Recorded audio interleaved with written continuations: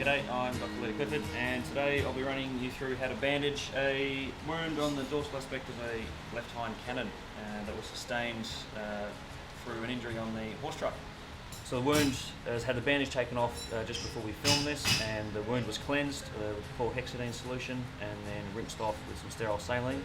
And what we're going to then apply onto it is the Mānuka Vet skin and wound sterile honey treatment, and that will be opposed onto the wound using a sterile absorbent pad, which I laid up earlier on, and we've put the appropriate amount of honey in correspondence to how large the wound is, and in the correct locations as well. So what we're going to do is oppose the two sections of honey over the wound, and then take our cotton wool layer and then apply that to the wound. And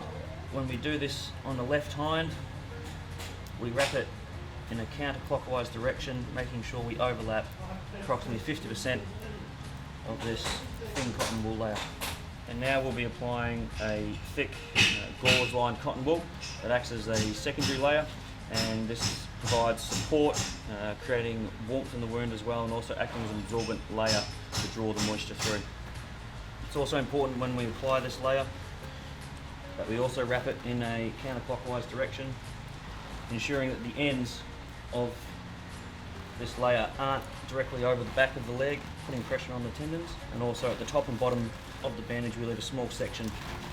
of that secondary layer exposed, so we don't create any pressure sores over the skin. And finally, to finish off the bandage, put a loose layer of this elastic adhesive bandage on, and this is to create a nice tight bandage at the top and bottom to stop any chance of dirt, mud and bedding material getting up in and around the wound, and also helps it stop just slipping down or moving up the leg. We hope you enjoyed the video today on how to manage this wound on the dorsal aspect of the cannon,